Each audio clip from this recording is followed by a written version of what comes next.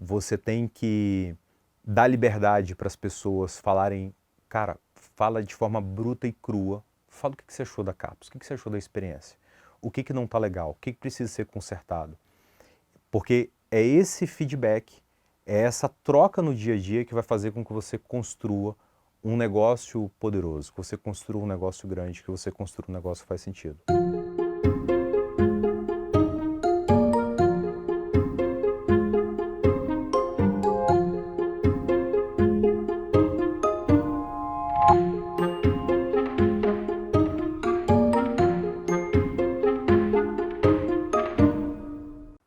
Olá a todos, eu sou Ivan Padilha e esse é o Limonada, uma série de videocasts com empreendedores brasileiros, um projeto da Oficina Reserva com Exame. Quem está hoje aqui com a gente é o Diogo Roberti, cofundador do PicPay e da Capsul. Diogo, super obrigado pela presença aqui nos nossos estúdios. Obrigado a vocês pelo convite. Vamos lá. Diogo, seguinte, aqui é um papo aí sobre empreendedorismo, sobre reinvenção. Então eu quero falar sobre a Capsul, que é o seu projeto atual, quero falar sobre o PicPay, que acho que foi pelo qual você se projetou, mas eu quero voltar antes até um pouquinho ali, assim, quero falar um pouquinho aí do estudante, Diogo. Eu li que você teve um início de trajetória pela publicidade, como designer, diretor de arte, foi isso? Exatamente. Eu sempre gostei muito da parte de design. Eu acho que o meu primeiro negócio foi vender e trabalhar com cartão de visitas. Então, eu tinha uma impressora em casa, criava os cartões de visita, tinha lá o plástico, fazia tudo em casa, cortava com a guilhotina e entregava. Então, eu sempre comecei a trabalhar um pouco profissionalmente ali com 14, 15 anos, imprimia, então era comprar o papel, entender a gramatura, fazer aquela criação, aplicar o logotipo. Então, eu sempre fui um cara muito conectado com isso. Empreendedor, né? Empreendedor, já desde comecei cedo. desde cedo. E aí eu entendia, cara, meu caminho vai ser para a direção de arte. E foi bem interessante que aí eu fiz uma prova, entendi que, putz, eu tenho que fazer artes plásticas, fiz uma prova na Federal do Rio Grande do Sul e foi um sucesso, porque eu fui reprovado já na primeira etapa, tinha um desenho de natureza morta, e eu fiz aula uns 3, 4 meses e, cara, foi assim, um total fracasso com louvor. E aí eu falei, beleza, que outras alternativas eu tenho? E aí a Federal não permitia muito conjugar isso, o horário da Federal, as grades, e eu comecei e falei, poxa, publicidade e propaganda eu acho que é uma porta de entrada bacana, né? E foi aí que eu comecei a me conectar bastante com isso, né? Com design, com comunicação, com a mensagem que você passa, posicionamento, estratégia, marketing, e comecei a trabalhar em agência. E fui um péssimo estagiário, eu considero. E eu ficava muito agoniado, porque eu falava, poxa, eu acho que isso aqui não é o melhor caminho. Quem é que define isso? Ah, o diretor de marketing. Aí eu falei, pô, então é o diretor de marketing que manda no jogo. E aí eu fiz marketing, estudei, fiz pós em marketing. E aí depois eu via que na verdade não era o marketing que mandava no jogo, era muitas vezes o diretor comercial. Eu falei, putz, então eu vou para a área comercial, fui para a área comercial. E aí quando estava no comercial eu falei, cara, na verdade quem manda mesmo é o dono, é o cara que está criando a empresa. E aí eu comecei a ter uma vontade de, sabe, criar formalmente um negócio. Mas você chegou a terminar essa graduação? Você chegou a fazer publicidade? Terminei publicidade e propaganda, trabalhei em agência, e aí depois de agência fazia freelance, e aí eu comecei a me posicionar mais como sendo um cara de estratégia, de marketing nas empresas, no negócio que eu comecei a desenvolver. Entendi. Quer dizer, totalmente voltado para a comunicação, para as humanas. Totalmente. E aí, como é que foi esse lance? Esse salto, PicPay, como é que foi essa trajetória aí? Sim. E aí depois eu comecei a trabalhar numa multinacional. Eu trabalhava antes até em empresa familiar. E aí eu decidi sair da empresa familiar, fui para uma multinacional. E eu acho que ali foi um divisor de águas na minha vida, porque eu fui para uma empresa e a minha primeira viagem para fora foi para a Espanha, foi para ser entrevistado por essa empresa. E aí eu cheguei lá, era um cenário tipo de uma marmoraria, coisa meio industrializada, bem bagunçada. Eles falaram, ó, a entrevista vai ser em espanhol, você fala espanhol? Falei, falo muito bem. E aí eu fiz um curso 2 vezes por semana e, cara, e beleza. E aí eu li uma coisa que para mim foi muito importante na entrevista, que é quando você não domina o idioma, você sorrir, você resolve mais ou menos 50%, 60% dos problemas, né? Linguagem corporal ali, tá, mostra Exatamente, aí eu tinha mais ou empatia. menos decorado e tudo, e passei aqueles 3, 4 dias aí com o pessoal na empresa, no Grupo Cosentino, fiz a entrevista, não sei muito o que eu disse na entrevista, mas eu era um cara muito simpático, porque eu entendia que eu dali ia resolver boa parte dos problemas, fui contratado, e para mim aquilo ali foi um divisor de águas muito importante, porque tudo que eu havia estudado de posicionamento, branding, marca, inovação, eu via o grupo Cosentino consolidando e fazendo aquilo. Então, estava vendo aquela história, é uma das maiores empresas da Espanha, tem empresas, está presente em mais de 35, 40 países diferentes, e aquilo ali para mim foi uma grande escola. E de uma galera muito jovem trabalhando. Então, o diretor de marca global, comercial, era um cara que tinha 23, 24 anos. Então, aquilo ali para mim foi muito legal e eu pude aprender um pouco na prática como construir marca, como trazer inovação, a importância da inovação, a importância do posicionamento, né? Como você pega um produto, independendo como você coloca e posiciona esse produto no mercado, isso faz uma diferença muito grande. Então, naquele momento, a empresa produzia um produto que era como se fosse um produto industrializado que tinha o objetivo de substituir o mármore e granito. E, e os fundadores da empresa entendiam que aquilo colocava ele num lugar comum. Sim. E colocava num lugar, muitas vezes, de não privilégio. As pessoas falavam, não, eu prefiro o natural, eu quero um produto, eu não quero esse produto industrializado. E eles entenderam essa característica do produto onde ele cabe muito bem. E ele é um produto que tinha um fit muito bacana com bancadas de cozinha e banheiro. Muitas vezes cai uma taça de vinho, mancha, você está ali. Então ele tinha uma resistência superior a uma pedra natural. E compreender aquilo, de como você pega um produto, um negócio que talvez você entendia que ele ia resolver um problema, ele não está tão bem posicionado, ressignificar ele, entender a informação do mercado, o que faz sentido para as pessoas, fez uma diferença muito grande para o Grupo Cosentino e poder observar aquilo, para mim, foi uma grande escola. Isso que eu ia pegar justamente essa palavra. Isso para você acabou sendo uma escola para o que você viria fazer depois para você mesmo. Exatamente, porque quando a gente pega tanto história do PicPay, a gente falando, cara, levar o pagamento, transformar o celular numa carteira digital, fazer uma transação. Imagina que até 2019, no Brasil, não existia uma forma que a pessoa enviasse dinheiro 24 horas por dia, não existia uma forma amigável que você enviasse dinheiro qualquer horário do dia, 7 dias por semana. Dava ali o horário bancário a partir das 17, irmão, é taxa de TED. Você vai fazer um micropagamento de R$100, de R$50, você tinha que pagar uma taxa de 10, R$15. Pessoa para comprar receber um pagamento por cartão de crédito, a única forma era comprando uma maquininha para receber aquele pagamento, pagando R$1.000, pagando R$1.200. Então, a gente enfrentou isso, né, de frente dentro do PicPay. Quando a gente fala hoje do meu negócio atual, que é a Capsu, que é de construção de casa, off-site, você compra a casa pela internet, em 90 dias você recebe na sua casa, eu me vejo muito com os desafios muito parecidos, né, de ter que quebrar essa barreira para vender algo realmente inovador. Sim, sem dúvida.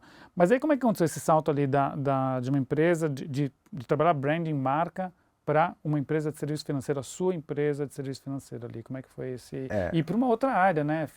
Porque, enfim, você vem de humanas, Sim. Comunicação estava vindo dessa área e foi para um setor Sim. bem diferente. Verdade. E teve até um passo posterior, porque eu volto depois para a empresa familiar.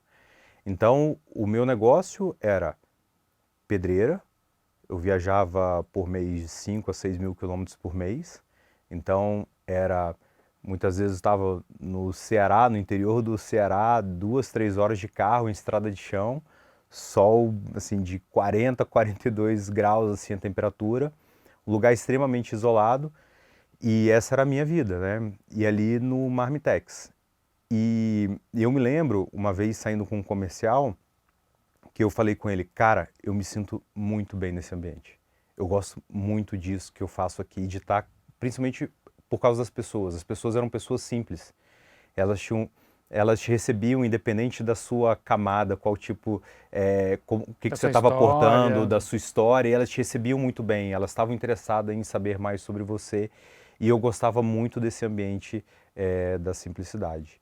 E ali depois, nesse período, viajando muito, indo para fora, Pedreira, Argentina, Estados Unidos, uma série de outros países, eu volto para a empresa numa estrutura olhando sobre inovação. Então, teve o Buffon, que foi um cara muito importante na minha vida, ele falava, cara, você precisa estar numa incubadora de tecnologia. Tá bom, o que é uma incubadora? Ele falava, não, incubadora que vai ter outras empresas ali, vão estar falando sobre, vão estar também desenvolvendo produtos disruptivos, tem um pessoal lá da Petrobras, tem um pessoal desenvolvendo coisa para internet, não sei o que lá, não sei o que lá, tal, tal. Não sabia muito o que era aquilo, mas eu falei, isso faz muito sentido para mim. Pela inovação. Pela inovação, pelo ambiente. Uhum. E aí eu levo essa nossa empresa de mineração, eu levo para a gente montar um escritório de inovação. Não tinha, no início não tinha sala ali na primeira, segunda semana, tinha sala, mas não tinha os móveis, e aí eu estava sentado ali no espaço ali comum do café e trabalhando tranquilo ali, só precisava de um acesso à internet, estava ali no computador. E aí passa uma pessoa por mim, o Darcy, e fala, pô, por que você está sentado aí, cara, trabalhando? Eu falei, não, porque meus móveis não chegaram ainda, tal, tal, tal, tal. Tá louco, velho, vamos aqui para minha sala aqui, tem uma mesa aqui, pô, fica aqui no ar-condicionado aqui, tranquilo, pode ficar aqui uma semana, tal. E dali, daquela casualidade, a gente criou uma relação de amizade muito grande. Eu, Darcy, Hudson, Davi, Anderson, e a gente trocava muita figurinha ali no dia a dia. Pô, estou fazendo isso daqui, estou fazendo aquilo ali e tal, putz, tive tal problema. E esse período ali de mais ou menos 2 anos ali juntos no dia a dia, fez com que a gente criasse uma base de confiança e entendimento de valores. Cara, eu acho que a gente pensa de forma parecida, a gente tem valores similares. Mas com habilidades diferentes ali? Com habilidades diferentes. Eu era um cara muito Uhum. de negócios e eles eram caras muito focados à tecnologia, né? Ao mundo do e-commerce, a meio de pagamento, eles já tinham já esse background e já desenvolviam um negócio juntos já nessa área. E aí, um dia eles me convidam e falam, cara, a gente está com uma ideia aqui, o que você acha disso? A gente ficou até 2, 3 horas da manhã conversando, eu fiquei maluco com aquilo. A gente foi depois comer no Subway ali em Vitória e fomos para casa meio sem dormir, a gente trocando, conversando ali pelo celular e falando, cara, olha isso daqui, que legal, tal. Pesquisando, envolvido no negócio e a gente fala, cara, vamos fazer isso juntos, né? Vamos construir isso juntos. E o convite foi muito bacana porque eu vim trazer essa complementaridade muito na área de negócios, né? De ajudar essa construção do PicPay de dentro para fora, né? Essa comunicação com o mercado. Então, como que você sai de pedreira, de mineração, para ir para uma fintech e fazer e transformar a forma com que os brasileiros se relacionam com o dinheiro? Eu acredito que foi posicionamento. Era como eu me colocava e me expunha em algumas situações. Eu comprei um DVD uma vez, que era um pack de 5 DVDs, e tinha um DVD sobre inovação, um sobre empresa familiar, um sobre gestão, um sobre RH, um sobre vendas, e o DVD sobre, dá até vergonha, né? Denuncia um pouco a idade, né? Falar do DVD, né? DVD, Poderia ser fita cassete, né? Então aí o DVD sobre inovação, ele mostrava como empresas disruptivas, elas continuavam criar um ciclo virtuoso e de sucesso fazendo inovação. Então ela pegava, por exemplo, ela usava uma estrutura que era 20, 10, 70, né? 70, 20, 10. Então, basicamente era 70% do que você fatura, você investe no seu próprio negócio, você investe no seu próprio core, naquela linha que está te trazendo o resultado. 20% você vai fazer um investimento em coisas que estão relacionadas ao seu negócio principal. E 10% você investe em coisas totalmente diferentes, que não tem nada a ver com o seu negócio. Então, se Google, por exemplo, está focado em publicidade, em e-mail, cara, fazer um mapa uma coisa que está conectada com isso? Não, então está dentro dessa caixinha dos 10%. Sim. E aí eu olhei para aquilo, achei a estrutura muito simples, eu achei uma estrutura muito legal, e eu falei, eu não tenho dinheiro da Apple nem do Google, mas eu vou fazer isso com o meu tempo. Então, o que eu fazia, que era durante a semana, eu tinha mais ou menos até quarta-feira, eu estava focado no meu negócio principal. De quarta-feira na parte da tarde até quinta-feira ali, eu estava focado em coisas ligadas ao negócio principal, então isso permitia que eu fizesse, incrementasse o faturamento, linha do negócio, e 10% eu estava focado em gastar minha energia, meu tempo em coisas que não tivessem nada a ver com o meu negócio. Então, esses 10% vamos discutir sobre a batida da asa da borboleta, vamos falar sobre café, vamos falar sobre, cara, como que a gente cria uma espaçonave para ir até a Lua. Eu gastava minha energia nisso. E é justamente permitir e criar um espaço que permitisse estar conectado com coisas muito diferentes, que fez com que eu saísse de um negócio de indústria, de mineração, para estar num negócio que era totalmente diferente, que era serviço financeiro, que era serviços bancários. Isso até vai um pouco, porque assim, existe sempre esse mito de que o empreendedor vai trabalhar 16 horas por dia no seu negócio para fazer aquilo crescer. Existe mesmo uma dedicação que é necessária ali para o negócio.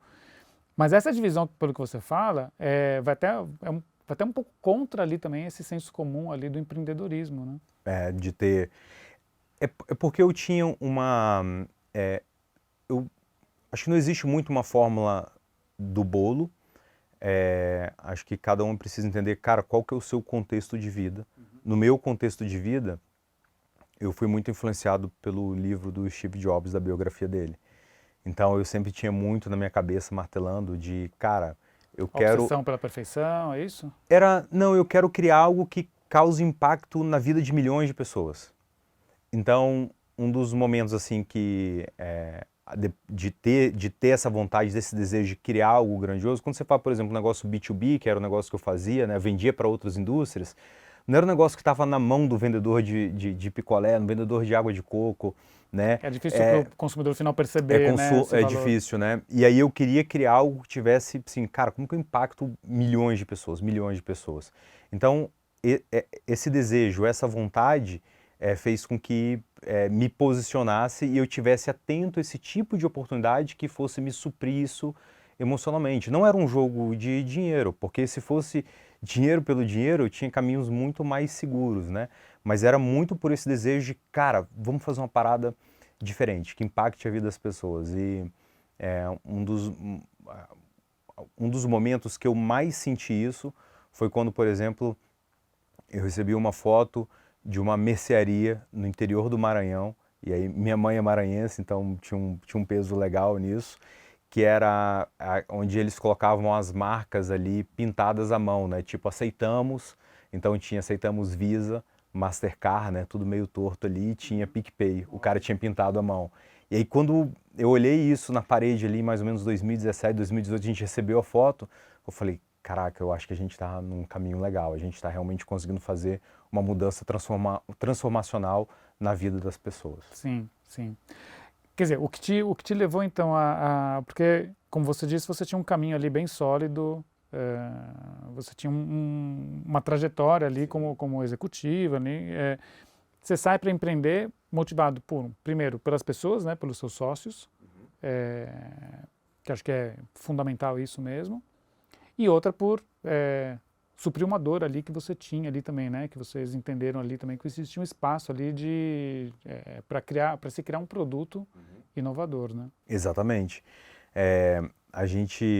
Uma coisa assim muito, né, que Anderson trazia, meus sócios, era da mesma forma que quando o pagamento, o mundo financeiro, ele foi para o computador, e isso é muito importante para o e-commerce, essa mesma transformação, ela aconteceria quando a gente tem uma plataforma nova lançada no mundo, que é o smartphone. Essa plataforma é uma estrada nova, é um caminho novo, e ela vai precisar de uma experiência com um fit muito maior. Só que quando o dinheiro está conectado ao celular, ele deixa essa relação das pessoas, essa capacidade de transformação, ela é muito maior. Porque o celular vai ser uma carteira digital, você vai levar para tudo quanto é lugar e você não vai precisar mais de ter aquele seu outro acessório que é a carteira com vários cartões ali. Então, olhar sobre isso, né, sobre, cara, essa oportunidade nova, essa janela que está sendo aberta era, sem dúvida nenhuma, uma coisa que chamava muito a atenção. E também era muito divertido, né? Essa nossa fase de crescimento, obviamente agora pega contornos mais bonitos, assim, né? Para um filme fica super Agora legal, é legal né? contar, exato, exatamente, né? Tá né? aqui, Porque, putz, então, quase quebramos e tudo mais e tal. Uhum. É muito bacana. Mas o nosso dia a dia, a gente fazia um dia a dia muito divertido, né? A nossa relação, a nossa proximidade. Então, isso Tinha sem leveza. dúvida tinha leveza nessa relação. Em boa parte dos momentos, tinha momentos que você queria jogar um pela janela, ou você era o que estava sendo jogado pela janela, mas era sempre muito focado não em tipo em destruir o ser humano que tá do outro lado, mas cara, vamos destruir essa ideia, a gente precisa mudar esse caminho, a gente precisa mudar essa direção. Então, essa briga no treino, no dia a dia, fazia com que a gente subisse a régua, né? Então, isso intelectualmente era uma coisa que, para mim, pessoalmente, era muito motivador. Porque a gente estava comentando isso agora há pouquinho, né? Assim, quando vocês idealizam o PicPay, na verdade, vocês estavam projetando esse aumento do uso do smartphone ali como da popularização, né, e do multiuso, porque até então não era exatamente, né? Não Quer dizer, era. vocês estavam ali um passinho para trás, olhando ali adiante ali. E como foi isso, assim? Como é que foi, enfim, esse trabalho ali de aposta, né? Assim, claro que muito calculado, mas que não deixa de ser uma aposta ali. Insegurança, confiança, como é que vocês lidavam com isso ali nesse início? Aposta total, porta na cara a todo momento. Eu lembro a nossa primeira reunião que a gente foi, pegamos um cara que é uma referência, estava despontando muito no mercado nacional, falamos, cara, vamos levar a ideia para ele ajudar a gente, tudo, como investidor. E depois eu anotei na caderneta que eu tinha lá, cara, o nome da reunião foi Pé na Bunda. Então, cara, isso aqui não vai funcionar. E realmente, de fato, ele dava certo, né? Aquele caminho não ia funcionar. E então a gente lidar todos os dias com o fracasso e com a dor desse fracasso. Por um momento na vida, eu achava que resiliente, forte, era o cara que ele tinha capacidade de ignorar e se afastar daquela dor. E por muito tempo eu fiz isso na minha vida. Mas depois eu fui entendendo um pouco que na verdade era quando você abraça essa dor, você abraça esse fracasso e você entende ali, né? Então, fazendo uma brincadeira do limão, da limonada, muitas vezes, cara, talvez por que não fazer um limoncello, por que não fazer uma torta de limão, por que não fazer um brigadeiro de limão e extrair mais valor? Mas nunca se esquecer que, cara, se tudo der errado, você tem um bom limão. E entender também que o processo ele é muito importante, né? Não adianta também você só pegar o limão. É importante entender qual é o ciclo da terra, qual é o melhor pH da terra, qual o tipo de limão que vai estar melhor aqui. Entender que você vai ter que esperar 3 anos para fazer a primeira colheita. Que aquela colheita você vai ter dali durante 3, 4 meses. Então, entender essas características que estão por trás do limão também são muito importantes, né? Esses fundamentos, né? Não foi assim, 2012, caramba, vamos fundar aqui uma empresa que vai ser isso. Não, o que eu fiz em 2007?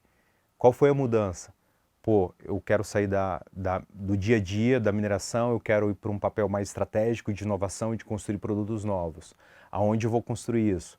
Vou para uma incubadora de tecnologia que eu vou estar para o ambiente. Então, essas decisões, essa decisão de estudar, de assistir o DVD, elas talvez foram muito mais importantes do que a decisão em si de falar, cara, vamos fundar uma empresa. Porque se eu não fundasse aquela empresa, eu iria criar alguma outra coisa, porque a minha cabeça, a minha terra, a minha espera de tranquilidade, de maturação, eles foram muito mais importantes do que a decisão em si de fundar uma empresa, né? Então, o que estava por trás disso, né? Eu acho que isso, para mim, foi muito importante, essa construção. Perfeito, isso é muito legal. E que momento, assim, você falou do simbolismo, assim, de você ver uma foto ali no Maranhão com o nome da PicPay ali escrito, aceitamos. Eu queria entender, assim, qual o momento que vocês viram que, puta, realmente vocês acertaram, assim, que vocês tinham ali um baita negócio na mão? Teve esse marco, esse momento? Acho que foi quando as primeiras versões do produto, né, como modelo de negócio, elas não funcionaram. Então, a primeira solução do PicPay era um pagamento para e-commerce. Depois a gente levou para o estabelecimento. Se a gente precisa transformar o hábito das pessoas em usar um celular, o que a pessoa consome todo dia? Então, a gente foi para as cafeterias. E aí, naquele momento, eu acho que ali teve um ponto importante de comportamento. Como a gente tinha muitos pagamentos por dia já naquele início, um total de 3 ou 4, a gente tinha tempo de estudar profundamente, cara, quem que são esses caras que estão fazendo um pagamento? Então, beleza. Eles estão fazendo um pagamento no Café Bambu aqui na Praia do Canto Vitória. Então, tá bom. Então, eu e antes a gente ia pro Café Bambu e a gente ficava ali e a gente via, caraca, tá chegando o Renzo ali, ele vai fazer o que que ele vai fazer ali? Vai fazer o pagamento. Ele já fez um pagamento lá. Será que ele vai usar de novo o PicPay? Ou será que ele vai usar o cartão? Então, entender que naquele momento ele usou o smartphone de novo, e a terceira vez, e a quarta, e ele ia contando para outro, ia contando para outro, e as pessoas também usando, a gente via que aquilo que a gente havia criado tinha uma relação um pouco até com a comida, quando você experimenta algo.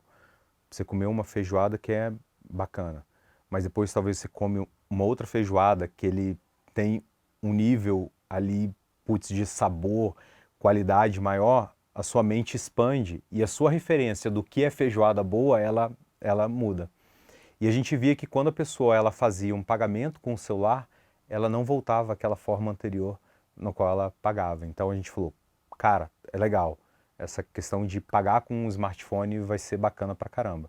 E eu acho que o grande salto foi quando a gente saiu do trilho de pagamento em restaurante, estabelecimento, que era muito bacana, mas a grana que a gente ia gastar para crescer e enfrentar o mercado de maquininhas, de POS, seria muito grande.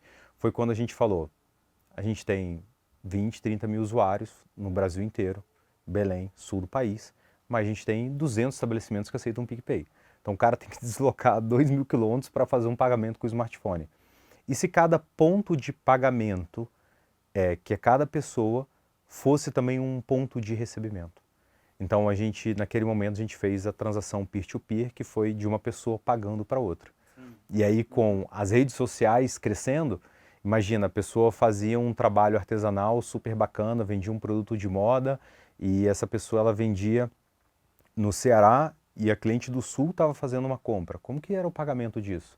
Era transferência bancária. Sim. Não existia um pagamento digital tão amigável, né? Era uma empresa de fora que não tinha uma experiência tão bacana. Então, quando a gente permitiu esse pagamento numa camada social de username, ou pagamento pelo celular ou pelo e-mail da pessoa, isso realmente foi aquele momento que a gente falou, cara, a gente descobriu uma trilha de crescimento aqui realmente incrível e de poder realmente estar na mão de 100 milhões de pessoas no Brasil. Isso foi que ano? Isso foi primeira versão do aplicativo lançada em setembro de 2012, que foi pagamento de e-commerce. Segunda versão, pagamento de estabelecimento, março de 2013. E isso daí foi em novembro de 2013, foi quando nós fizemos a primeira transação peer-to-peer. Sim, perfeito, hein? Muito legal. Como é que vocês atravessaram todos esses anos e o que mudou com o Pix para vocês? O Pix, ele transformou aquilo que a gente fazia de forma única, ele deixou isso muito mais democratizado, né? Então, isso mudou na dinâmica, porque aquele que era um grande trunfo, ele começa a estar acessível para todo mundo. Sim. Por outro lado, ele criou uma abertura muito maior de bancarização de uma série de uma massa crítica muito maior.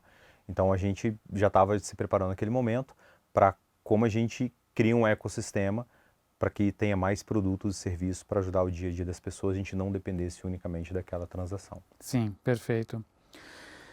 Diogo, bom, e aí eu quero falar um pouco sobre reinvenção, né? Enfim, você teve toda essa carreira aí tão bem sucedida ali com o PicPay. Hoje você está com outro negócio. Como é que foi essa transição ali para a Capsul?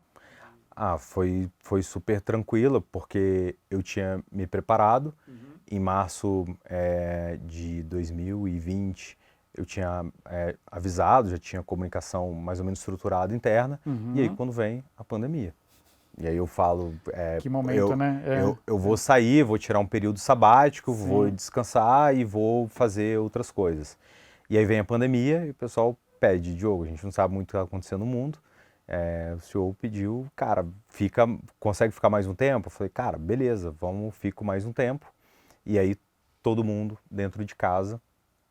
E eu confesso que foi bem desafiador, porque eu era o Diogo do PicPay. E aí quando eu tiro o sobrenome PicPay, eu perdi um pouco a referência. Cara, e aí? O que eu vou fazer agora?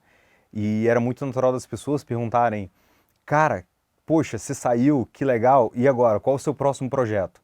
Eu falei, caraca, eu tô salvando as plantinhas em casa que estavam morrendo, eu tô, Sim, sei lá, tô fazendo uma pizza aqui em casa e tudo, e cara, esse é o meu grande projeto hoje, salvar essas plantas aqui, entendeu? é aquela coisa, você está E namorando, aí pergunta quando você vai casar, daí exatamente. você casa, e aí quando vem o primeiro filho. Então isso também trazia um sentimento de impotência muito grande, e aí eu acho que isso ficou ainda mais pesado por estarmos todos trancados dentro de casa e eu procurando assim, cara, que outro grande projeto, depois de estar ali no PicPay, naquele momento um pouco mais de 30 milhões de usuários, que outro grande projeto vai me dar prazer, sacou? Então, cara, vamos fazer um negócio, eu falava, tá bom, mas esse negócio vai impactar, sei lá, tem potencial de impactar 100 milhões de pessoas? Putz, não tem. Então, assim, eu não estava sentindo muito prazer e buscando um pouco, né, cara, e aí, minha identidade, o que eu vou fazer? Teve um dia assim, dia assim, tipo, a partir de hoje eu não sou mais o Diogo do PicPay? É, teve quando eu fazia. Hoje já não me incomoda mais, mas quando era aquele momento muito de live e era a todo Ah, momento. Cara, conta a sua história do PicPay. Eu falei, sim. caraca, mas eu não sou só PicPay. PicPay fez parte de um momento da minha vida. Então foi o momento que eu consegui entender. Cara, eu não tenho como me afastar dessa história, porque essa história é muito incrível, essa história é muito bacana. Isso foi uma conquista que eu tive e, não existe nenhum problema com isso. E quando eu olhei, eu falei, que outra vertical é tão importante no mundo e eu tenho capacidade de, tenho um market cap de 8 bi de pessoas. Então, quando eu olho para a área de construção civil, para a área, essa é uma vertical, essa é um mercado que eu tenho muito interesse, porque eu junto um pouco daquilo lá atrás, né? Design, arte, eu junto a questão humana. A casa, ela é o item, ele é um item na vida do ser humano, ele tem um papel muito importante, porque significa proteção, significa acolhimento. Para muitas pessoas significa muitas vezes dor, está associado àquele ambiente, mas significa respeito, construção do ser humano. Então a casa ela tem um papel muito importante na vida das pessoas. Então eu conseguia juntar isso tudo dentro de um projeto que fosse inovador. E quando eu olhava para a construção, a forma com que é construída a casa, eu me lembro muito como se comprava um carro antigamente. Não vinha com cinto de segurança, não vinha com toca-fitas, né? Não vinha com o ar-condicionado, né? E eram coisas que você ia colocando ao longo do tempo depois como um acessório. E quando eu olho para uma construção, quando eu olho para quando a pessoa compra um imóvel, essa pessoa ela compra aquela imagem maravilhosa, o sofá, a iluminação, a recepção, como vai ser tudo. Mas quando ela pisa naquele imóvel, não tem nada daquilo. E a pessoa não compra um imóvel falando, cara, eu tô doido para ir numa loja para escolher o porcelanato. Esse é o meu, eu comprei aqui a minha casa porque eu queria isso. Agora eu vou escolher o tipo de coifa para minha cozinha. A pessoa ela não compra imaginando esse cenário. Então eu falei, e se a gente oferecesse uma casa que viesse já completa para as pessoas? A gente consegue otimizar custo, a gente consegue melhorar a experiência, a gente consegue fazer um trabalho de curadoria para que as pessoas não gastem tempo e quando você conversa com a pessoa que tem construído uma casa ou feito uma reforma, nunca fala, nossa, foi maravilhoso aquela reforma. As pessoas falam, cara, foi o pior momento da minha vida, foi desastroso, eu gastei muito mais do que eu queria. Então, o objetivo da Capsule é como a gente entrega uma casa completa e pronta para as pessoas, para que elas não tenham que se preocupar e ter a dor de cabeça do processo de construção e elas cuidem só da parte do viver e da experiência. Como é tudo uma questão de ponto de vista, né? Porque o que eu ia comentar é assim, por que você foi para essa área que não tem nada a ver com o que você fez antes, né? Pensando em comunicação, branding, enfim, marmoraria, fintech, enfim, e aí você foi para uma outra e você mostrou, enfim, que isso faz... Na verdade, assim, você juntou ali as suas expertises, seus gostos ali nesse novo projeto. Exato. E focado, Ivan, a gente vê as coisas mudando a todo momento. Eu sempre fui um cara que eu Sou muito ruim em muitas coisas, mas eu sempre me considerei um cara bom de tendências, de entender um pouco assim, cara, para onde o mundo está indo? Isso faz sentido? E, e quando vem, por exemplo, a inteligência artificial, minha cabeça bagunçou um pouco. Eu falei, caraca, eu tô perdido, porque eu não, a velocidade da transformação está muito grande. Então, a reflexão é, as coisas vão mudar, o mundo vai mudar cada vez mais pela hiperconexão que a gente tem com tudo. Olha, é só a gente observar um pouco como está sendo o comportamento do humano, como a gente está acompanhando agora as situações de guerra, né? A gente entra dentro do hospital, a gente está ali do lado do combatente, a gente está vendo a coisa como está acontecendo. Então, isso torna as coisas do mundo cada vez mais difíceis. Mas o olhar é o que não muda. E o que não muda é o humano. Respeito não muda. Honestidade não muda. Amor não muda. Empatia não muda. E no mundo cada vez mais digital, olhar sobre essas características humanas e olhar sobre as coisas que não mudam, são as coisas que me dão mais segurança, me dão cada vez mais alicerce. Então, quando a gente fala de uma construção de uma empresa, uma fintech, quando a gente fala de uma construção de negócio de casa tecnológica, de uma casa feita numa indústria que traz muito mais precisão e muito mais qualidade, ela sempre parte do olhar não da tecnologia, porque a tecnologia vai mudar, mas ela parte do olhar de quem é a pessoa que vai habitar essa casa. E a partir do comportamento dessa casa, desse humano, desse homem, a gente olha o que é importante para ele. Então, sustentabilidade é importante, iluminação é importante, vitamina D é importante, tecnologia para facilitar o meu dia a dia é importante. Então, a construção desse negócio, ele parte sobre pensar sobre o que é importante para o ser humano, o que é importante para o homem. Qual é o conceito da Capsule, assim, o que você oferece? Você falou da parte de soluções, né? De você já entregar uma casa com soluções para que a pessoa não caia naquele clichê ali do, nossa, a reforma foi a pior coisa da minha vida, quero matar meu arquiteto. Para além ali da comodidade, assim, o que alguém que compra uma casa da Capsule, ela recebe? Ela recebe o que há de mais próximo de uma casa perfeita. Porque quando eu tenho repetibilidade, eu estou ajustando o ângulo de caída da bancada da pia da cozinha. A gente está procurando entender como a gente melhora a questão de temperatura interna da casa. A gente tem um olhar agora, que a gente está fazendo uma análise de qual o nível de saudabilidade da Capsule. Então, vai uma equipe, vai uma empresa e ela analisa o quão saudável é essa casa. Então, pode ser que eu esteja utilizando metais que ele solte partículas ao longo do tempo. Pode ser que a casa está muito escura e eu tenho que ter uma entrada de luz maior dentro da casa, porque isso faz bem para a pessoa. Pode ser que a casa ela precise de mais biofilia, de materiais naturais dentro dela. Até um contraponto disso, né? Por exemplo, a gente colocou o sistema de voz e de som na cabeceira da cama, da cápsula. E aí, quando a gente, né, nesse processo de entender o nível de saudabilidade da casa, eles falaram, cara, aqui emite muita radiação esse equipamento. Então, imagina que você está dormindo ali 7, 8 horas por dia e aquela radiação, aquela máquina, aquele equipamento, aquela tecnologia que é super bacana, é super cool, ela está te influenciando na qualidade do seu sono. Então, essa proposta e esse olhar que a gente tem, como a gente está em constante luta e desafio e busca da casa perfeita. Então, a partir do momento que eu tenho repetição nesse produto, eu consigo ter um olhar e ter um cuidado que muito dificilmente você, ao comprar um imóvel, comprar uma casa, você vai conseguir. Porque cada casa é um MVP, cada casa é um protótipo, você não tem muito a capacidade, você não tem muita repetibilidade daquele produto. E a gente na Cápsula, a gente consegue criar um caminho, criar uma estrutura que traga sustentabilidade, inovação, tecnologia e design para a pessoa numa curadoria, né, que a gente entende que faz muito sentido.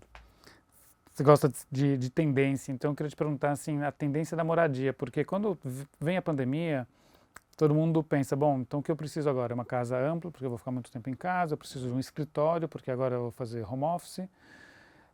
2 anos depois, 3 anos depois, assim, as coisas também mudaram, né? Assim, a gente voltou para o presencial, talvez muito mais cedo do que as pessoas talvez pensassem, enfim, as pessoas estão na rua outra vez, cada vez mais eventos, voltando a viajar. Então, o que você apontaria hoje, assim, como o quanto uma tendência também, ela pode durar, quanto tempo ela resiste? E o que você vê de tendência hoje de moradia?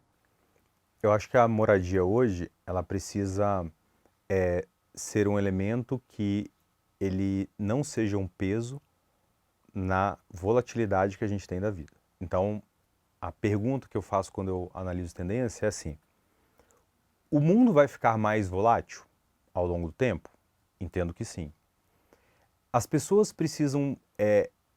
É melhor para as pessoas, e aí eu penso muito no meu caso, é melhor para mim eu ter uma vida mais líquida? O que é uma vida mais líquida? É uma vida que ela não me deixa travado e ela fala o seguinte, cara, eu posso estar passando 6 meses em outro lugar do mundo. Então, quando eu penso numa moradia, numa casa, ela precisa respeitar e ela precisa abraçar esses meus desejos, essas minhas ambições e para onde eu entendo que está indo o mundo.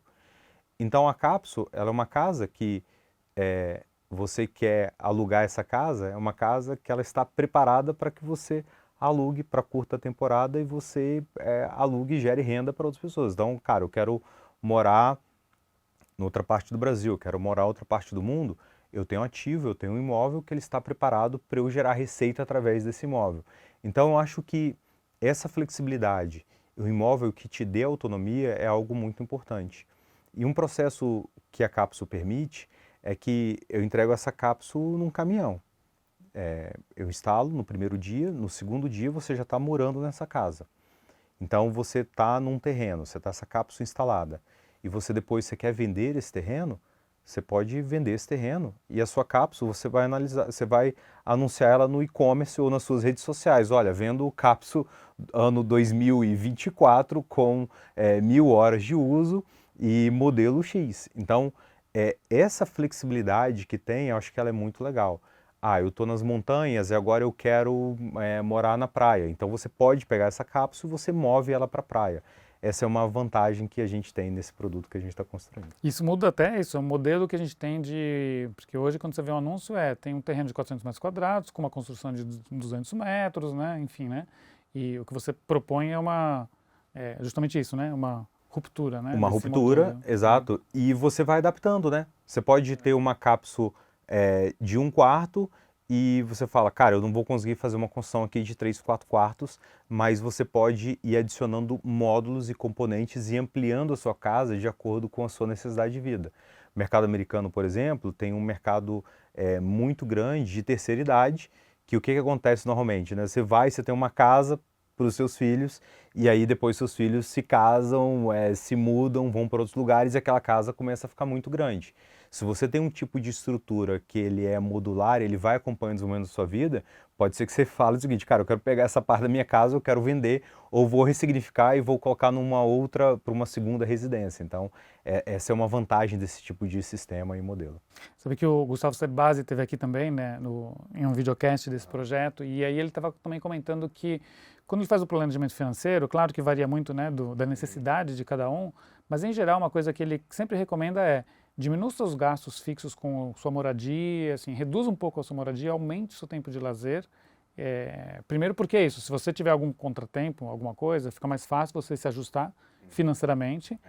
E outro um pouco essa coisa também, né, de que hoje talvez é isso, né, as pessoas querem ter essa volatilidade, né, essa facilidade aí também, que a casa não seja aquele peso, né, que a gente tem. Exatamente, né? O imóvel, né? Imóvel. Tô lascado agora, né? Casei a vida inteira com aquele O nome já diz, imóvel, né? Exatamente, Imóvel. isso aí.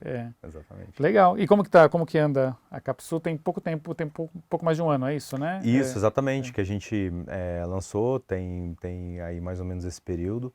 E a gente, a todo momento, a gente passa também por um desafio. Então, novamente, né, brincando, né, como um empreendedor de sucesso, visionário, falei, cara, a gente vai vender essa casa igual você vende um carro, coloco na internet e, cara, é esse modelo. A pessoa pode escolher qualquer cor, desde que seja a cor cinza que a gente escolheu e, cara, vai ser um baita sucesso. Quando a gente vai fazer esse match para o mercado, as pessoas ficam encantadas, gostam, mas existe uma diferença muito grande entre gostar e realmente tirar o dinheiro do bolso e falar, cara, vou comprar, vou querer esse imóvel. E a gente, brincando, né, fazer do limão a limonada, a gente fala, cara, vamos voltar para o pé de limão e vamos entender que outras receitas e que outras fórmulas a gente faz dentro desse modelo, porque existe uma questão que é uma questão cultural. As pessoas nunca compraram uma casa aqui, assim, desse jeito. Sim. E quando a gente fala em casa, essa casa ela está sempre num contexto de qual ambiente que ela está. Então eu posso falar que, cara, eu tenho uma casa 2 quartos em Trancoso, que você imagina de um jeito. Se eu falar, cara, eu tenho uma casa 2 quartos em Petrópolis, você já imagina de outro jeito, porque o contexto, né, o sobrenome, se está em Trancoso, está em Petrópolis, elas são condições totalmente diferentes. Então, essa questão cultural tem sido hoje o nosso grande desafio. E a gente precisa humildemente olhar para dentro de casa e falar, cara, como que a gente ressignifica isso? Então, a gente tem feito ajustes na forma de abordagem, de como a gente vende a cápsula. Então, não é a venda da casa, é a venda do sistema cápsula. Então, a pergunta inicial é, quantos quartos você precisa? Ah, eu preciso de 2 quartos. Então, tá bom. Então, vou te entregar uma casa de 2 quartos, com um deck, com instalação de iluminação, toda a instalação, hidrossanitária, vou te entregar com os pilotis, vou te entregar com iluminação, vou te entregar com ombrelone, vou te entregar com espreguiçadeira, com a mesa de jantar, vou te entregar esse sistema cápsula aqui. E esse sistema cápsula ele vai te custar X mil reais, vai te custar 6 mil reais um metro quadrado. E aí a percepção das pessoas já são, caramba, é super barato e é um projeto super bacana e você está me entregando um sistema, você está me entregando uma estrutura completa. Uma solução completa. Uma solução completa. Então, qual que é o momento? Eu acho que o momento hoje, a fotografia é legal, isso aqui tem funcionado bem quando a gente vende esse sistema. O outro momento, né, uma outra abordagem que a gente faz é de quando o ciclo de compra de um produto desse é um ciclo mais longo, que a pessoa ela precisa ter experimentado, ela precisa conhecer. E as pessoas não têm muita referência do que é uma casa industrializada, o que é uma casa com esse tipo de estrutura. E a gente tem observado que existe um desejo muito grande das pessoas se hospedarem numa cápsula. Então, o que a gente tem feito hoje, iniciado uma série de projetos hoteleiros, onde vai ser um modelo onde as pessoas já se hospedam hoje nas cápsulas, então ela pode ficar na cápsula em Pedra Azul, fica aqui no interior de São Paulo, então ela já experimenta essa cápsula e aí a gente tem um público muito maior. Então a partir do momento que a gente tem empreendimentos, que a gente tem pontos de contato onde as pessoas podem experimentar, essa questão de cultura, essa questão de entendimento do que é uma cápsula, as pessoas vão entender com uma facilidade muito maior. Então esses são os ajustes a todo momento que a gente tem que fazer do negócio, porque às vezes uma fórmula, uma ideia que você tem que entender, cara, como esse pé de limão ele está respondendo esse solo, entende? O limão que dá melhor do Brasil é o limão Tahiti, não é o limão siciliano. E é preciso respeitar essas condições, é preciso respeitar esse tempo de plantio, esse tempo onde a gente entende o que faz sentido, o que não faz sentido, para a gente extraindo e fazendo os negócios, fazendo realmente o negócio deslanchar. Mas é um processo todo dia de aprendizado, é um processo de frustração a todo momento, é um processo de ter paciência, de entender, a gente tem que respeitar esse tempo, a gente tem que entender, vamos manter a calma, vamos ajustar aqui os ponteiros e a cada dia que passa a gente vai vendo, cara, esse limoeiro ficando mais bacana, produzindo mais e as pessoas gostando cada vez ainda mais do produto. Daqui a pouco ela vai enxergar a torta de limão, né? Assim, né? Quando olhar para o limoeiro, né? Daqui a pouco é torta de limão, E exatamente. não deixa de ser tão diferente um pouco com o que vocês fizeram com o PicPay, que vocês apresentaram uma solução em que vocês dependiam de um uso maior do smartphone, que ele acabou vindo também, né? Com o PicPay as pessoas achavam incrível, cara, que maneiro. Todas as reuniões, todo mundo amava. Cara, isso aqui é o futuro. Vocês estão mandando muito bem. Cara, que legal pagar. Nunca tinha pagado por um smartphone. Putz, vou pagar por um QR Code. Vamos lembrar, a gente está falando de 2012. pagamento com QR Code em 2012. E a gente olhava para o lado as Big Techs lançando a wallet, fazendo por aproximação. A gente falava, caramba, será que essa ideia que a gente está aqui, nós 5, 10 pessoas, a gente pensando aqui nesse produto, cara, tem 10 pessoas só no departamento do Google só para estar, sabe, fazendo a limpeza da área de trabalho da galera da unidade de payment ali. Será que a gente está realmente encontrando isso? E a resposta do mercado era, cara, muito legal, mas você não tem nada para SMS? Porque ninguém tem smartphone no Brasil. Poucas pessoas têm. E aí a gente andava e falava, não, cara, olha só, tem esse estudo aqui que mostra que em 2017 vão ter 60 milhões de smartphones no Brasil. Possivelmente, se você for comprar um smartphone daqui a 2, 3 anos, você não vai conseguir, for comprar um celular, você não vai conseguir comprar um celular que não seja um smartphone. Então, o nosso argumento era esse. Primeiro, como a gente se posiciona nesse jogo? Vai vir a onda? Vai vir a onda. Agora, a gente está remando, tomando onda na cabeça. Mas vai chegar o momento certo que a gente entende que vai fazer um match da onda, dessa tendência que a gente acredita com o que a gente construiu. Então, eu me sinto em muitos momentos no meu negócio atual muito parecido com o que a gente escutava ali.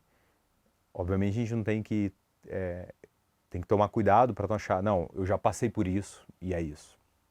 Eu já sei qual é o caminho. Mas você tem que ter humildade mental, você tem que fazer perguntas idiotas, entre aspas, que para mim são as perguntas mais poderosas. Você tem que dar liberdade para as pessoas falarem, cara, fala de forma bruta e crua, fala o que você achou da CAPES, o que você achou da experiência, o que não está legal, o que precisa ser consertado. Porque é esse feedback, é essa troca no dia a dia que vai fazer com que você construa um negócio poderoso, que você construa um negócio grande, que você construa um negócio que faz sentido.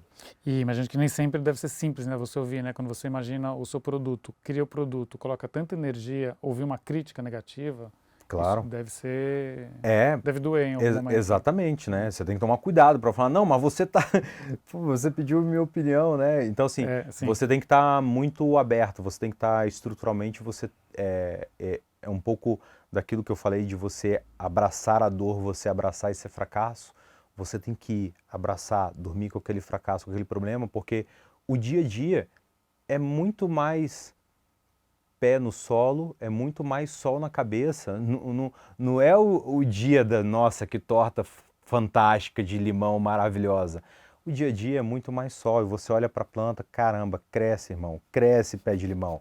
E não cresce o pé de limão, entende? Sim. Mas você tem que ter a paciência, tem que esperar, você tem que confiar no processo. E o que a gente tem procurado fazer é uma empresa que a gente confie no processo, que tenha humildade para aceitar as críticas, aceitar as sugestões e fazer essa melhora no dia a dia. E aí, Diogo, olhando para trás, qual foi o momento em que o pé de limão demorou mais para crescer? O que eu quero dizer é assim, qual foi o momento em que talvez você tenha considerado que você errou, que você fracassou, que aquilo não ia dar certo? Assim, qual foi o momento mais crítico, talvez, ali da sua carreira? E aí, o contrário, assim, qual foi o momento que você viu o limoeiro desabrochar e que você considera o maior acerto aí da sua carreira? O momento mais crítico foi quando eu quebrei e eu ainda queria lutar ainda para tentar salvar o negócio. Então eu não admitia muito, né? Não era admitir, era admitir no sentido de que, não, cara, dá mais, sacou? Então acho que esse foi o momento mais crítico, né? Quando você quebra e você não tem a capacidade de acertar, de consertar aquilo. E que momento foi exatamente isso? Isso foi mais ou menos quando a gente já estava iniciando a vida no PicPay. Tá. E aí eu tinha que equilibrar, né, PicPay e o outro meu negócio tradicional, né? Então esse foi o momento que você tinha que virar a chave, né? Cara, agora eu tenho que aqui, pô, acreditar isso e, pô, você vem de um fracasso. E quando você quebra, você não quebra só financeiramente, né? Você está quebrando o seu sonho, você está sua parte emocional. você está desestruturando a sua família, você está, sabe, aquelas pessoas que você criou uma relação em volta, você está desestruturando tudo aquilo, né? Todos aqueles valores, e você tem que trazer energia para aquele novo negócio. Então, esse para mim, sem dúvida, foi o momento mais crítico para mim, né? De fazer esse equilíbrio e essa mudança de mindset para um novo negócio, que era muito mais arriscado, porque a gente não tinha referência, né? O meu outro negócio eu tinha várias referências, um negócio super tradicional. Quando você vem para um negócio novo, você olha para o lado, quem está fazendo isso? Você não tem ninguém fazendo isso no Brasil e pouquíssimos no mundo. Então, isso é muito assim, você trabalhar com um papel e branco. Você está construindo aquela história, você está construindo aquilo em primeira mão. Então, é um desafio muito, muito grande. E o maior acerto, o que você considera? Eu acho que o maior acerto foi quando, um momento muito importante foi quando a escolha do nosso sócio de venda de participação, então, do PicPay. Então, quando a gente realmente faz uma rodada com um banco, com uma empresa que era muito estratégica para a gente e que, principalmente, ela ia respeitar aquilo que a gente estava construindo. Porque é muito natural quando uma empresa é comprada, o controle por parte de outra empresa, que haja uma absorção, e essa absorção você vai perdendo a sua essência, os seus valores. E eu acho que uma decisão muito acertada nossa foi quando a gente na nossa negociação, a gente blindou essa estrutura, essa camada de decisão da empresa. Então a gente permitiu, possivelmente hoje, talvez o PicPay não existiria, ele seria uma funcionalidade de um banco, e a gente ter protegido isso, a nossa forma de pensar, a nossa forma que a gente queria construir. A gente falou, cara, a gente vai chegar na mão de 100 milhões de pessoas, é isso que a gente está construindo. Tá bom para vocês? Pô, tá ótimo. Mas quando você entra de fato no negócio, existe nos negócios tradicionais, grandes empresas, é muito natural que exista toda essa questão de ego, das vaidades, do Claro. mundo mais executivo. E, cara, quem são esses três capial aí do Espírito Santo para dizer o que a gente aqui que tem um baita conhecimento deve fazer? Então, houve esses desafios, mas houve o respeito, sobretudo, daquilo que havia sido acordado, e isso, sem dúvida, foi muito importante para que a gente conseguisse desenvolver aquilo que a gente acreditava como PicPay, como negócio, como empresa, como impacto na vida das pessoas, e eu acho que isso, sem dúvida, foi a nossa decisão mais acertada. Legal. E aí também, olhando também para a sua trajetória ali, qual que você considera que é a sua maior qualidade, assim? O que te permitiu chegar onde você chegou, você se reinventar, você mudar de áreas, mudar de interesses? Eu me colocar numa posição de fragilidade. Eu entendia que a fragilidade, ela era uma coisa que, pô, te deixa frágil, te deixa vulnerável. Mas quando eu assumi um pouco isso, né? Todo mundo tem o seu ponto de fragilidade, mas quando eu deixei, eu assumi e falei, cara, eu não sou bom nisso, eu preciso de ajuda nisso, eu tô tendo esse tipo de desafio, isso abriu uma porta de luz interessante, né? Quando você quebra algo, você permite que entre luz, isso te dá a possibilidade de você criar alternativas de crescimento e se desenvolver. Então, eu abraçar mais os meus fracassos, abraçar mais a minha fragilidade, entender aquilo que eu não era muito bom, aquilo que eu precisava estudar, aquilo que eu precisava melhorar, e eu compartilhar isso com as outras pessoas, né? Eu deixar claro para as outras pessoas, falar, cara, eu simplesmente eu não sei o que fazer. Eu não tenho solução para isso. Cara, eu não estou conseguindo entender isso. Cara, me ajuda nisso. Tô frágil, tô destruído nisso, eu não consigo. Isso para mim foi muito importante, porque isso eu dei oportunidade para que outras pessoas me ajudassem. Pessoas que muitas vezes eu nem imaginava que elas, pô, Diogo, eu acho que é esse caminho. Pô, Diogo, eu acho que é aquilo.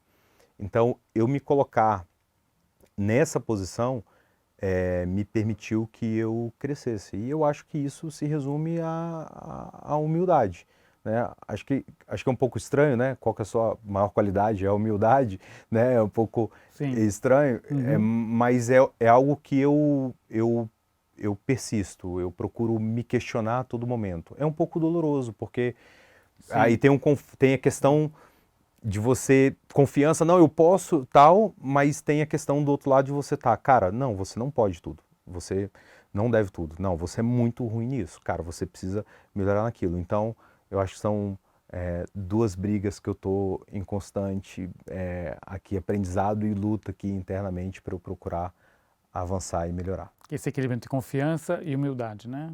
Isso que te É, faz caminhar e quebrar exatamente. menos a cara, né? Exato, É. mas é difícil pra caramba. Porque em alguns momentos, se você também é muito aberto, você aceita todas as ideias e você não segue aquilo que você acredita, aquilo que você quer. Então, é como eu tenho uma capacidade de discernimento cada vez maior para trazer equilíbrio para isso. E eu acho que a gente nunca, eu nunca vou chegar nisso, mas eu acho que eu ter a visão que, como eu tenho discernimento para equilibrar isso, saber escutar, mas também saber, cara, avançar nos passos, eu acho que é o grande desafio. E o tempo e a experiência, imagino que te ajudem também, né? Para você conseguir atingir esse ponto de equilíbrio e entender, é o momento de ser confiante, é o momento de eu entender que não, eu preciso de ajuda. Pra caramba, é um grande aliado e esse é o desafio da vida, né? Porque a gente vive 70, 80 anos e com 80 anos, putz, é onde eu tenho uma maior carga de experiência, mas o corpo não responde tanto, né? Então, enfim, acredito que a vida não é só isso, mas é realmente, sem dúvida, o grande desafio e eu quero estar cada vez mais com essa idade, tendo essa experiência para eu tomar menos decisões erradas. Perfeito. Diogo, maravilhosa aqui a nossa conversa aqui, eu te agradeço muito, Obrigado. foi muito legal. Obrigado. Valeu, Ivan. Obrigado.